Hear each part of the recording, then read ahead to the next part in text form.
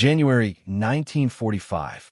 A thin winter wind moved across the makeshift American internment camp on Luzon, carrying the scent of canvas, damp earth, and distant smoke from the hills where fighting still echoed.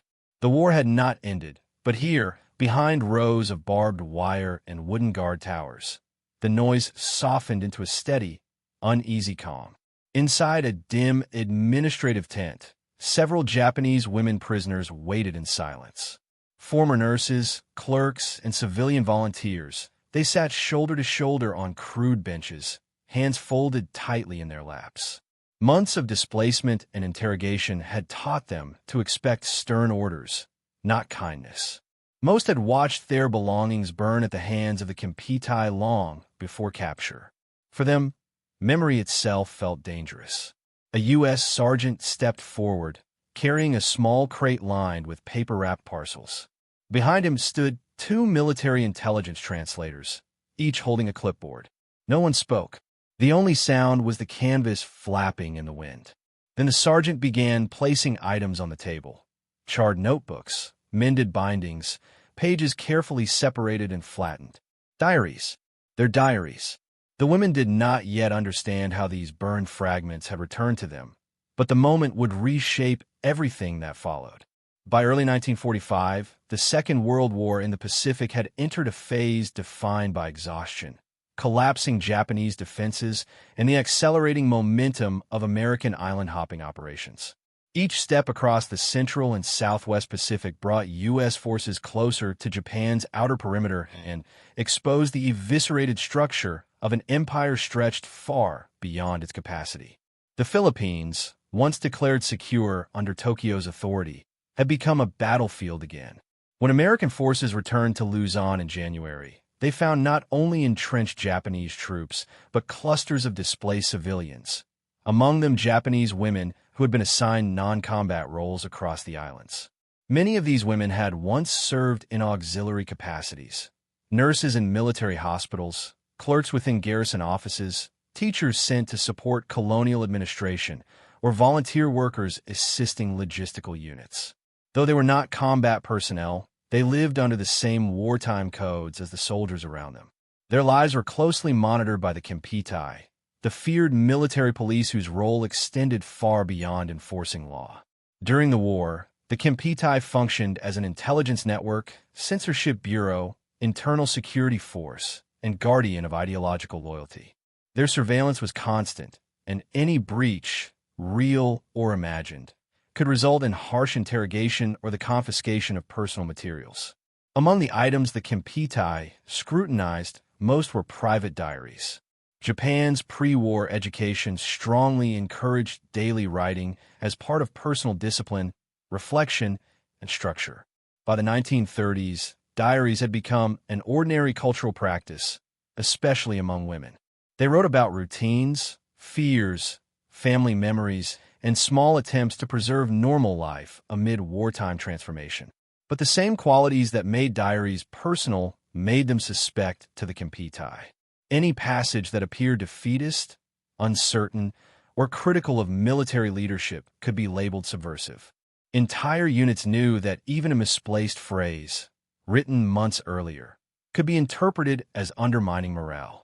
As American forces advanced across the Pacific, fear within Japanese garrisons intensified. Civilians living near military zones were often ordered to destroy sensitive materials before retreat. Diaries fell within this category. Some were seized and burned by the Kempeitai to prevent their contents from being read by outsiders. Others were collected during hurried evacuations as troops attempted to erase anything that hinted at disillusionment or hardship. Many women watched their belongings vanish into burned pits or fire barrels, sometimes without explanation. For them, the destruction of a diary was more than the loss of personal notes. It was the erasure of their private history. When the U.S. military retook the Philippines, they found a complex mixture of Japanese military personnel, auxiliary workers, and stranded civilians. Unlike the brutal conditions of the front, American internment facilities were structured around the Geneva Convention standards, even though Japan itself was not a signatory. The United States maintained these standards for strategic and moral reasons. Humane treatment encouraged surrender, provided intelligence opportunities, and reinforced the contrast between Allied and Axis wartime policies. Food, shelter, and medical care were organized quickly, though conditions varied depending on proximity to active combat. For the Japanese women captured, or who surrendered voluntarily, the transition into American custody was disorienting. Many had heard that surrender was shameful or even fatal. Others expected harsh conditions based on government propaganda, describing Allied soldiers as brutal. Instead, they encountered an environment fundamentally different from what they had been taught. The guards were firm but not violent. Interrogations were structured around information gathering, not punishment, and even limited gestures of respect disrupted long-held expectations. Within these camps, the U.S. military collected enormous quantities of materials from abandoned Japanese positions. Documents, letters, notebooks, charred bundles of paper, and personal effects scattered across former command posts. These items were routed to intelligence sections for translation and cataloging. In some cases, archivists found partially burned diaries, singed at the edges, the ink blurred, but still legible enough to preserve. What might have been dismissed as debris instead became valuable sources of cultural insight. They revealed nothing classified, yet they offered glimpses into the daily lives and morale of Japanese civilians and auxiliary workers. The women who had lost these diaries had no reason to imagine they would ever see them again. For many, the memory of Kempitai confiscation persisted like a scar, an ever-present reminder of the boundaries they had been forced to inhabit. And as the war continued outside the camp's wire, most assumed their past had been erased along with everything else. But the world around them was shifting militarily, politically, and emotionally, and those shifts were setting the stage for an unexpected moment that none of them could have anticipated. And to understand how that moment formed, the broader story of collapsing Japanese positions and the administrative chaos of late war retreat must be explored more deeply. By the final year of the war, Japan's defensive perimeter had fractured into a collection of isolated strongholds, each struggling to maintain communication with Tokyo. From the Marianas to the Philippines, units operated with diminishing supplies, irregular command structures, and worsening morale. This unraveling affected not only soldiers, but every civilian who had been moved into occupied territories for clerical, medical, or administrative work. The Japanese women who later found themselves in American custody were caught within this collapsing system, often without clear orders or safe passage. As Allied forces advanced, retreating Japanese commands prioritized military survival above civilian protection. Some women were instructed to evacuate with wounded personnel. Others were told to blend into local populations. A few received no guidance at all. The disintegration of logistical lines meant that many became stranded in improvised shelters, hospitals, or supply depots. Their experiences varied widely. Some remained under strict supervision, while others navigated a strange mix of autonomy and danger as territory shifted around them. During this turbulent period, the Kempitai intensified its control. Their mission expanded from internal surveillance to identifying potential leaks within collapsing frontline regions. Diaries, letters, and lists became objects of scrutiny. Even mundane entries could be read as evidence of wavering loyalty. For women stationed near command posts or medical facilities, this scrutiny grew sharper. The Kempitai's authority, long feared in Japan, carried a deeper shadow abroad, where chaos magnified suspicion. When retreat became inevitable, personal materials were often seized not out of malice, but out of a rigid instinct to prevent intelligence capture. At the same time, the U.S. military's intelligence apparatus expanded rapidly. Across the Central Pacific offensives, American forces began gathering any document that might provide insight into Japanese operations. The Military Intelligence Service, MIS, staffed heavily by Nisei linguists, second-generation Japanese Americans, played a central role. They translated operational orders, troop diaries, medical logs, and even school notebooks left in abandoned facilities. U.S. analysts understood that personal writings could reveal morale, shortages, cultural expectations, or the psychological state of auxiliary workers. Because these materials were not created for military messaging, they were often more honest indicators than official reports. In the Philippines campaign, recovering abandoned materials became routine. Villages, tunnels, command bunkers, and burned-out trucks yielded collections of scorched documents. Many of these papers were bundled together without distinction. Military orders mixed with civilian notes, letters interwoven with supply manifests. The Americans examined everything but imposed an unexpected level of care on personal items. Instead of discarding damaged diaries or burned notebooks, intelligence officers set them aside for preservation when feasible. Some were dried carefully in warm tents. Others were flattened between sheets of cloth. Although not every document could be restored, many survived in partial form. Edges blackened, ink blurred but readable, bindings held together with makeshift repairs. Meanwhile, inside POW and internment facilities, the atmosphere evolved daily. Japanese women prisoners lived in a state of suspended uncertainty. Their expectations were shaped by years of propaganda, depicting Allied captivity as dangerous or humiliating. Instead, they found routines governed by rules, scheduled meals, roll calls, medical checkups, and interviews conducted through interpreters. The Americans treated their presence more as logistical necessity than ideological dispute. Even so, the women often remained tense, unsure which gestures were genuine and which concealed ulterior motives. A profound cultural difference deepened this hesitation. In Japanese wartime society, personal emotions were often kept private and unspoken. Diaries served as the one place where fear, longing, or frustration could be expressed. To have those pages seized or burned was an intimate loss, especially in a setting where identity had already been reduced to a number, a roster entry, or a line in an interrogation notebook. Many prisoners assumed that their inner worlds, their memories, their daily reflections, their expressions of family duty, had disappeared forever. Yet on the American side, the recovered materials became part of an organized effort to reconnect captured individuals with their belongings whenever possible. Military administrators recognized that returning personal effects served multiple purposes. It built trust, clarified identities, and demonstrated a commitment to humane treatment. What the women did not know was that several of the diaries the Kempeitai had confiscated had not been fully destroyed. Some had been tossed into burned pits during rushed withdrawals, but were only half consumed.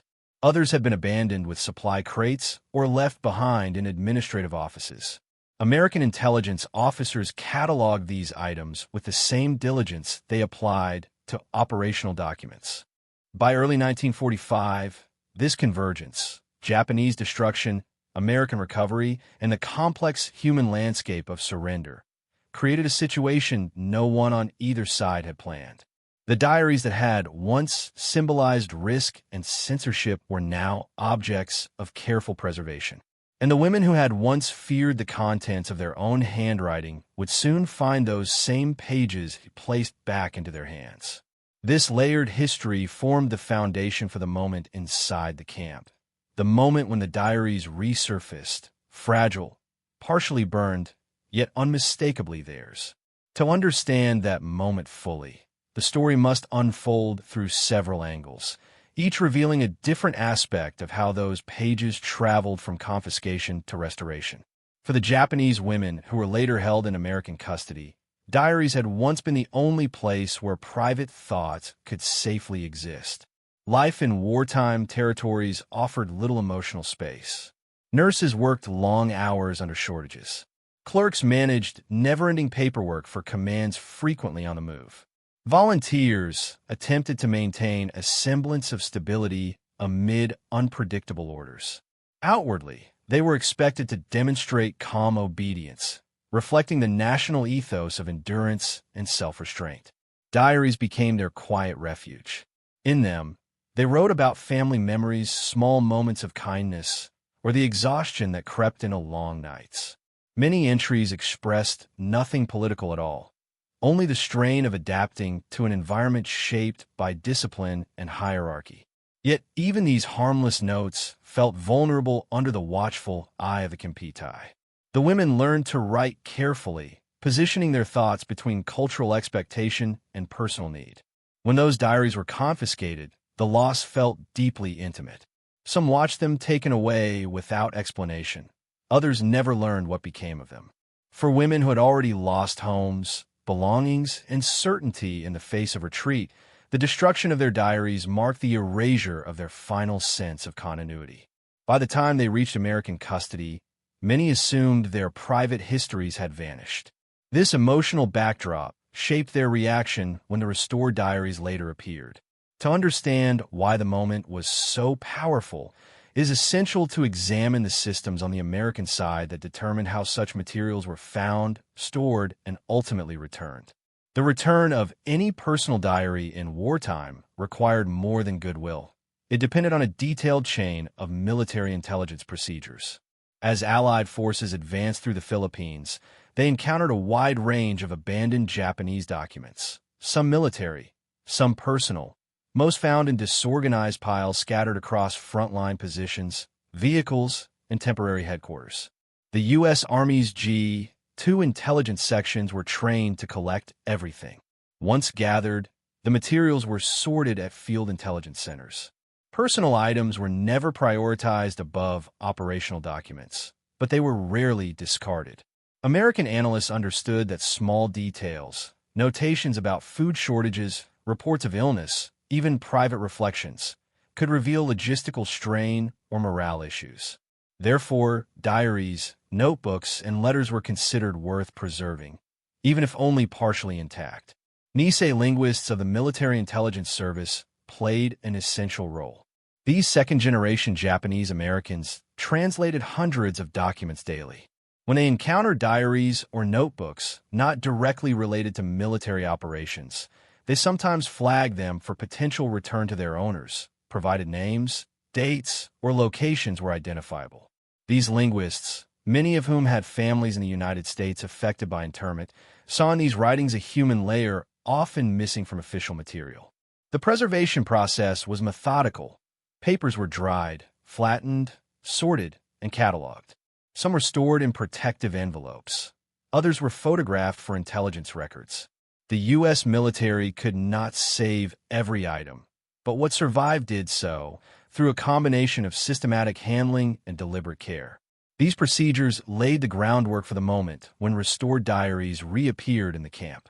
Yet the significance of these diaries cannot be separated from their cultural meaning within Japanese society. In early 20th century Japan, diary writing was more than pastime. It was a cultural practice rooted in education and personal discipline.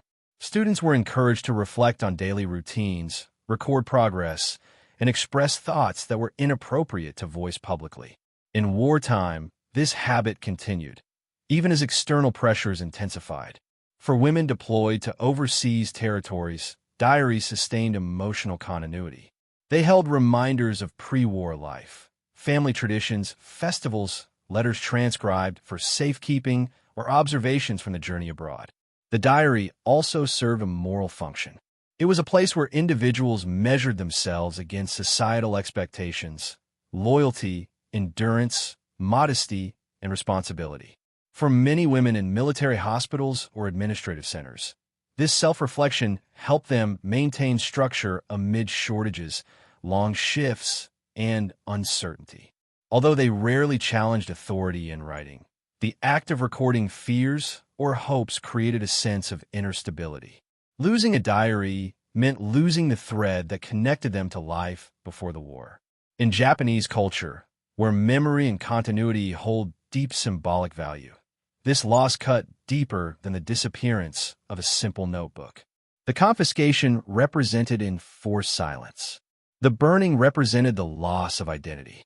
And the assumption that these writings were gone forever shaped their emotional state during captivity. Understanding this cultural significance is essential before moving to another angle. The mentality of the Kempeitai, whose methods and ideology determined why these diaries disappeared in the first place. The Kempeitai operated at the intersection of military authority and internal surveillance, wielding a reputation that extended far beyond their official duties. Their role was not limited to enforcing regulations. They monitored morale, controlled information, and ensured ideological discipline among both soldiers and civilians in wartime territories. In environments strained by shortages and retreat, their vigilance intensified. Anything that hinted at uncertainty, fear, or criticism was interpreted as a potential threat to cohesion. Diaries were particularly sensitive, not because they contained military secrets, but because they revealed private emotions that clashed with wartime expectations. A single entry expressing doubt about Japan's prospects could be framed as discouraging morale. Notes about difficult conditions, or even longing for home, were sometimes viewed with suspicion. As a result, the Kempeitai routinely inspected personal writings, especially in areas preparing for withdrawal.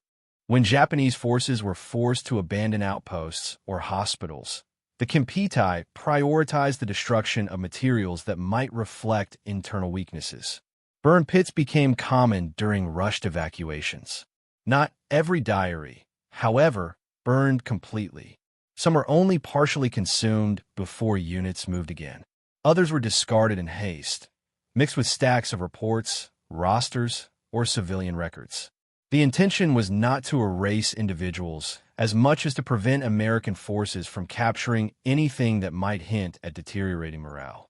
These decisions, rooted in suspicion, urgency, and wartime discipline, set in motion a sequence of events that neither side anticipated. The diaries the women believed gone forever survived because they were only partly destroyed, and many of them fell into American hands not as evidence, but as remnants of hurried retreat. American forces moving through Luzon encountered a complex landscape of abandoned positions. Some were intact. Others were marked by signs of rushed evacuation, scattered crates, broken equipment, charred papers drifting across the ground. In these environments, U.S. troops followed standard procedure: secure the area, gather intelligence, and record anything that might assist future operations. That included documents left behind by Japanese units. Partially burned diaries were usually found in locations that showed signs of quick withdrawal. A tunnel system might contain ash piles with unburned pages still clinging to the edges.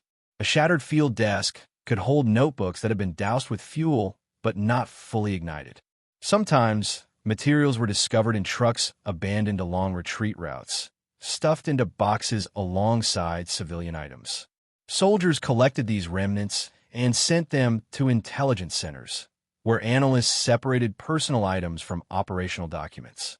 Although not every diary could be salvaged, the act of recovery underscored a logistical truth of the American advance. Every captured piece of paper, no matter how damaged, was examined. Once these diaries reached translation teams, names or unit details made it possible to match them with prisoners in nearby camps. What began as a routine sweep of abandoned materials eventually became a chain of preservation, identification, and return. This process paved the way for a moment that none of the women expected: the sudden reappearance of their own handwriting, rescued from the edges of fire and chaos. But their emotional reaction can only be understood by examining the moral contrast that framed the experience. Cultural expectations shaped the psychological atmosphere inside the American-run camps. Many Japanese prisoners, including civilians, had been taught that the Allies viewed them with hostility. Surrender contradicted decades of military teaching. Few anticipated fair treatment, and fewer imagined any act of restitution. When American guards asked for names, provided basic medical care, or distributed necessities evenly, the reactions ranged from confusion to caution. These gestures were not extraordinary by American military standards, but they unsettled prisoners who had internalized a different image of the enemy. Restoring personal effects, including diaries, was therefore more than a procedural act. It challenged the emotional assumptions carried into captivity. For the Japanese women, The return of a diary held layers of meaning. It signaled recognition of their individuality at a time when identity had been reduced to a number or clothing tag. It demonstrated that their private experiences mattered enough to preserve, even in war. And it showed that an opposing military force, whom they had been told to fear, had taken the time to mend something deeply personal. This moral contrast sharpened the impact of the forthcoming moment. The one inside the administrative tent, when restored diaries were placed on a table one by one. The event was not dramatic in scale, but profound in human significance, and it formed the emotional center of the story that now moves toward its pivotal turning point. The administrative tent on the edge of the American internment camp was never intended to hold emotion. It was built for paperwork, interviews, and the monotony of military logistics. Yet in early 1945, as the fighting on Luzon intensified beyond the hills, the tent became the setting for one of the most unexpected moments these Japanese women had experienced since the war began. The morning began like any other. The camp stirred to life with the sound of metal cups against mess tins and the low murmur of guards exchanging updates from the night watch. At the far end of the grounds, a group of women was instructed to gather for routine processing. They walked slowly, heads lowered, unsure of the reason for their summons. None of them expected anything unusual. Most assumed they would be questioned again about their movements, the locations of former hospitals, or the personnel who had supervised their units. Inside the tent, however, something was different. Instead of interrogation sheets, a wooden table held a small crate filled with carefully wrapped bundles. Two MIS linguists stood near it, quietly reviewing a list of names written in both English and Japanese. One of them, a young Nisei officer in his early 20s, studied the handwriting with a degree of focus that suggested the significance of what was about to unfold. These officers had spent weeks reviewing materials recovered from abandoned Japanese sites across Luzon. Some of the documents had arrived at the intelligence center in disorganized stacks. Charred personnel rosters, scorched medical notes, half-burned instruction manuals. But among those materials were several notebooks whose bindings were intact enough to preserve names. The linguists had cross-referenced those names with camp records, eventually identifying a small group of women whose diary entries matched fragments recovered during the campaign. The restoration process had been simple but meticulous. The pages were dried in warm tents, gently separated with pieces of cloth, and stored between flat boards to prevent curling. Ink that had survived the flames was readable enough to verify ownership. While not every diary could be fully preserved, several had survived in a condition that allowed them to be returned. The women entered the tent quietly, taking their places on the worn benches lining the interior. Most avoided eye contact, unsure whether they were expected to speak. The U.S. sergeant began reading names from the list, pausing after each one to ensure there was no mistake. When the first woman stepped forward, she did so with hesitation, her gaze fixed not on the Americans, but on the floor. The sergeant handed her a cloth-wrapped item. It was light, fragile, and irregular in shape, nothing like the functional supplies the prisoners usually received. When she removed the wrapping, she froze. The object in her hands was a small notebook, edges darkened, binding reinforced with thin American tape. The pages were warped but legible. She recognized the cover immediately. It was the diary she had lost months earlier in a garrison office during an inspection. Her posture changed almost imperceptibly. Shoulders stiffened, breath halted. She did not speak. She simply stared at the notebook as if it were something from another lifetime. Her reaction surprised even herself. Memory returned in fragments. Her mother's handwriting on the inside cover, a pressed flower from home, the first pages she wrote when she arrived in the Philippines. She had believed all of it gone. The sergeant continued reading names. Each time, a woman stepped forward, and each time, another piece of the past resurfaced. Some of the diaries were more damaged than others, corners missing, sections faded, but the women recognized them instantly. For many, the return of these notebooks felt unreal. Captivity had already erased much of the identity they carried into the war. Their names were now tags on a roster. Their clothing was standard camp-issued fabric. their daily routines followed unfamiliar rhythms. But here, in a plain wooden box, pieces of their personal history had survived. The linguists observed quietly. They understood the cultural weight of these objects better than most American personnel. The diaries represented more than written memories. They were threads tying their owners to a life that had been interrupted, not erased. One linguist later noted in his report that the emotional reaction in the tent was unlike anything he had seen during previous document returns. The moment held a rare stillness. For a brief interval, the war outside the camp seemed distant. The women did not immediately open their diaries. Many held them close, as though the act of looking too quickly might cause the fragile pages to crumble. Others opened them slowly, tracing fingers over the familiar strokes of their own handwriting. By the time the last name was called, the atmosphere in the tent had shifted. The tension that usually accompanied official gatherings had softened.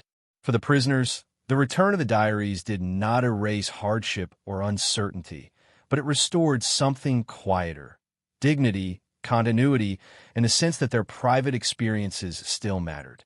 This moment, anchored in a simple act of restitution, marked the emotional crest of their captivity. Yet behind the quiet scene lay a complex chain of decisions, translations, repairs, and identifications that made it possible. To understand how those diaries had traveled from burned pits and abandoned depots to the table inside the administrative tent, the story must follow the detailed process of restoration and return. The restored diaries resting in the women's hands represented only the final step of a long and unlikely journey, one that had begun months earlier, scattered across battlefield remnants, abandoned outposts, and hastily evacuated administrative sites. To understand how these fragile objects survived and returned to their owners, one must trace the quiet, methodical process that unfolded behind the scenes of the Luzon campaign. When U.S. forces advanced through the Philippines, they encountered countless signs of hurried Japanese withdrawal. Intelligence officers quickly learned that abandoned documents, even in damaged condition, could reveal valuable information. Standard procedure during the campaign required that all capture materials, orders, notebooks, maps, correspondence, diaries, be collected and forwarded to divisional intelligence centers. The system was efficient, built on lessons learned earlier in the Pacific, where small details and personal writings had occasionally provided insight into enemy supply shortages or morale. Across Luzon, teams of analysts and linguists worked in tents, schoolhouses, or commandeered buildings converted into document processing hubs. When a bundle of burned papers was delivered, the first task was stabilization, gently separating pages to prevent further tearing, brushing away loose ash, and drying materials if they had been exposed to moisture.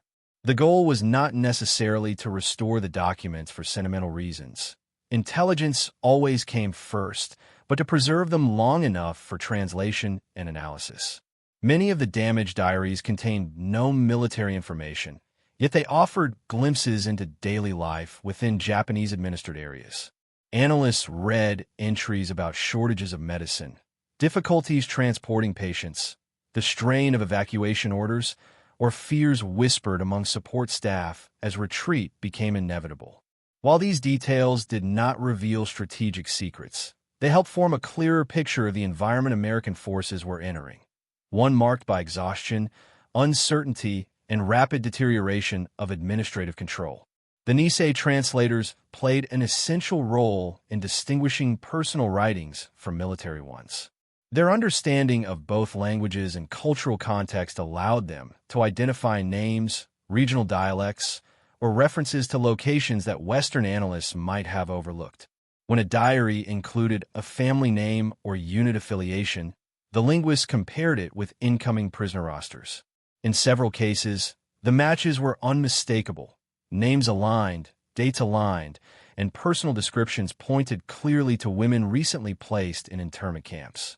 Once a diary was confirmed as belonging to a prisoner and deemed free of security concerns, it moved to a different category within the intelligence workflow. Items considered personal effects were stored separately from operational files. These materials were reviewed again to determine whether they could be returned without compromising military procedures. The practice of returning seized belongings was not uniform across all theaters of the Pacific War, but it was permitted under American policy when feasible. The diaries destined for the Luzon internment camp underwent basic repairs. American personnel used whatever materials were available: thin medical tape to reinforce bindings, wax paper to protect delicate pages, or cardboard covers cut from ration boxes. These makeshift techniques were not refined, but reflected genuine care to preserve the surviving fragments. Each diary was then wrapped in cloth, sometimes scrap canvas, sometimes muslin from medical stores, and stored in a crate marked for return to camp administration. The final step required coordination between intelligence officers and camp personnel. The diaries could not simply be handed out casually. Each item had to match a verified individual. The MIS linguist who oversaw the process insisted on being present during distribution, both to ensure accuracy and to provide translation support if needed. Their participation added a layer of cultural sensitivity that might otherwise have been absent. Inside the administrative tent, as each diary found its owner, the experience resonated differently for each woman. Some recognized the exact moment the Kempeitai had taken their diaries. Others had assumed the notebooks were lost during evacuation. Still others had written their final entries under conditions so chaotic that they could barely remember what they had recorded. Yet all shared one reaction: disbelief. The return of the diaries did not represent reconciliation between nations, nor did it alter the trajectory of the war still raging across the islands. But it restored something far more personal: an acknowledgement of individuality in a conflict that had reduced millions to numbers, ranks, and categories. The women held tangible proof that their private lives had not been erased, even when the structures around them had collapsed. For the American personnel involved, the moment carried a quieter significance. It demonstrated that the systems they had built, translation teams, document preservation, orderly camp administration, could yield outcomes that extended beyond strategic value. It showed that even amid military obligations, human considerations could rise through routine procedures. When the distribution ended, the women left the tent slowly, clutching their diaries as if they were fragile links to a world that felt impossibly distant. The camp outside carried on with its rhythm: guards walking perimeter routes, supply carts rattling across packed earth, distant radio broadcasts repeating updates from the front. But for those who held the restored notebooks, the atmosphere had shifted. Within the boundaries of captivity, a small part of their former selves had been returned. And as the days that followed would show, this moment had consequences that extended beyond emotion. The restoration of personal effects began influencing camp dynamics, trust during interrogations, and the psychological landscape of captivity. To understand how this singular event rippled outward, reshaping daily life in the camp and affecting the women's eventual repatriation, the story now turns to the broader aftermath. In the days following the diary return, the atmosphere inside the Luzon internment camp shifted in ways that were subtle at first, then increasingly visible. Captivity still meant limits, routine, and constant uncertainty, but something had changed in the posture and expression of the women who carried their restored notebooks. They no longer walked with the same guardedness or detachment. A few held their diaries close as they lined up for morning rolls. Others tucked them safely into bedding or placed them beside their food tins during meals. The notebooks did not erase hardship, but they acted as anchors, quiet reminders that their lives before the war had not vanished completely. American camp personnel noticed the difference almost immediately. For weeks, many of the women had approached interrogations with extreme caution, often speaking in clipped, formal responses shaped by fear of misinterpretation or punishment. Cultural expectations, wartime propaganda, and the memory of Kempeitai surveillance had made openness nearly impossible. But after receiving their diaries, a small number began offering unsolicited clarifications about dates, locations, or administrative roles they had held earlier in the war. None of this information carried strategic significance. The fighting on Luzon was being decided by divisions and corps, not the recollections of civilians. Yet the shift mattered because it marked an erosion of fear, something rare in the Pacific conflict. Military intelligence service linguists documented these changes in routine reports. Several analysts noted that the women displayed increased willingness to describe their experiences during evacuation from Manila or their service in hospitals and supply offices.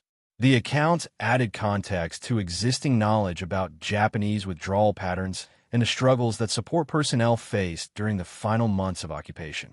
Though not critical to operations, this information enriched the overall understanding of civilian dynamics within the collapsing Japanese administration. Life inside the camp continued according to established procedures. Medical inspections occurred twice a week, food rations were distributed on schedule, and the perimeter patrols remained unchanged. But the women's daily behavior gradually reflected the emotional weight carried by their restored writings. Some spent hours quietly organizing damaged pages, smoothing creases, or attempting to recreate faded characters with improvised ink. Others reread entries they had written before the retreat, notes about family, work assignments, or everyday frustrations that suddenly felt distant and fragile. For many, the diaries were the first possession they had regained since their capture. Prisoner inventories usually listed little more than clothing, a few personal items, and occasionally photographs. The return of written memories reintroduced a sense of continuity in lives that had been interrupted abruptly by war. American officers overseeing camp welfare understood this effect, even if they did not fully grasp its cultural depth. Japanese diaries traditionally held more than daily observations. They were spaces for reflection, discipline, personal accountability, and emotional restraint. To have one returned intact, even in damaged form, carried meaning beyond ownership. The diaries also influenced relations among the women themselves. Those who had received theirs were approached by others who had lost everything in the chaos of retreat. Some women shared entries aloud, exchanging stories about their hometowns or the early years of occupation service. These conversations created subtle bridges across regional or occupational differences that had previously separated them. In an environment shaped by confinement, shared memory became a quiet form of cohesion. Over time, camp administrators updated their internal assessments. Reports noted that tension levels had decreased, cooperation had improved marginally, and incidents of conflict among prisoners had dropped. None of these changes were dramatic, but together they formed a clearer picture of how small gestures, intended strictly as administrative decisions, could influence morale within a camp struggling to maintain stability during an active campaign. As the Luzon fighting continued and American forces pushed deeper north, the camp prepared for the next inevitable stage: the processing of prisoners for long-term detention or eventual repatriation. Documentation had to be verified, identities confirmed, and personal effects cataloged in anticipation of transport orders. The restored diaries, now formally listed under each woman's name, became part of this official process. But the significance of these notebooks would not be fully understood until the camps began organizing for transfer and the women confronted the reality of returning to a homeland transformed by defeat. It is in this transition, from camp life to the looming end of the Pacific War, that the deeper consequences of the diary restoration become clear. By mid-1945, the Allied advance in the Pacific had begun to crystallize the endgame for Japanese-held territories. Luzon, once fiercely defended, was under firm American control. The internees, including the Japanese women whose diaries had been returned, faced the uncertain prospect of repatriation. Transport logistics were complicated. Ships and planes prioritized essential personnel and supplies, and internees were scheduled for systematic movement back to Japan. Within this context, the preserved diaries assumed an unexpected historical weight. For the women, each journey became both literal and symbolic. Boarding transport, they carried not only clothing and ration kits, but fragments of their pre-war selves. The diaries, carefully wrapped, survived rough conditions. Rocking ships, crowded holds, and long waiting periods. Each notebook represented continuity, a thread linking them to families and communities from which they had been separated for years. In the absence of letters or photographs, the diaries often became their most tangible connection to a lost past. Once back in Japan, the women confronted a homeland transformed by warfare. Cities lay in ruins, infrastructure was shattered, and daily life required rebuilding from the ground up. Yet the diaries provided a private space in which to process the upheaval. They read entries they had written months or years earlier, remembering details of daily routines, friendships, and small acts of kindness that had survived the chaos. For many, the act of reading and preserving these notebooks became part of reintegration into society, a quiet counterpoint to the national narrative of defeat and recovery. Beyond the personal sphere, some of these diaries entered broader archival systems. Historians, post-war journalists, and governmental committees documenting Japanese experiences in the Philippines and other Pacific territories collected portions of recovered writings for study. While the diaries were not classified military intelligence, they offered insights into civilian life, female experiences in support roles, and the psychological strain of living under military oversight. Each page was a lens into daily reality, small details often absent from formal reports or official histories. The American personnel who had facilitated the preservation and return occasionally followed up with reports after repatriation. Military records confirm that the distribution of personal effects, including diaries, contributed to measured improvements in prisoner behavior and trust while in custody. These outcomes were acknowledged in both field assessments and after-action reports, though the emphasis remained administrative and procedural rather than anecdotal. Nevertheless, the human impact, the restoration of personal memory and dignity, was clear in post-war testimonies and memoirs. For the Japanese women, the diaries became lasting artifacts of survival. Some passed them to family members. Others kept them as personal journals, continuing the practice that had once been interrupted by war. The recovered writings also served as a reminder of how preservation and careful handling by Allied personnel had countered the destructive impulses of the Kempeitai, allowing private memory to endure despite the chaos of conflict. By the time the war formally ended in August 1945, the significance of these small objects had crystallized. They were no longer merely notebooks. They were symbols of resilience, continuity, and the possibility of humanity within a war that had often eroded both. The psychological impact, both within the camp and during reintegration, illustrates how acts of preservation, though logistical in nature, can reverberate far beyond their immediate purpose.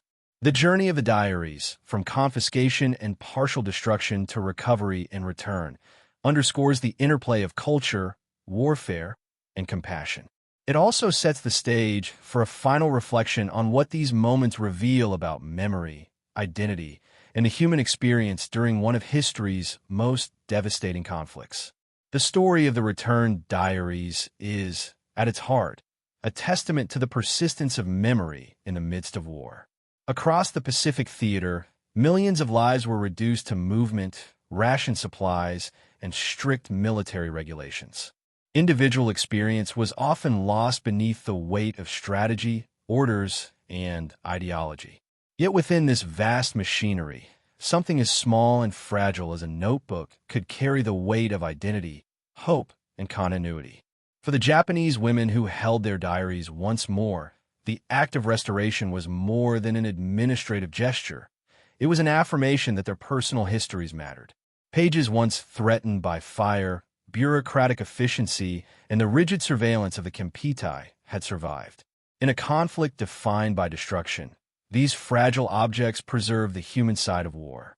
They reminded the prisoners, the soldiers who restored them, and the observers of history that even amid violence, the ordinary acts of recording, remembering, and protecting memory have extraordinary significance.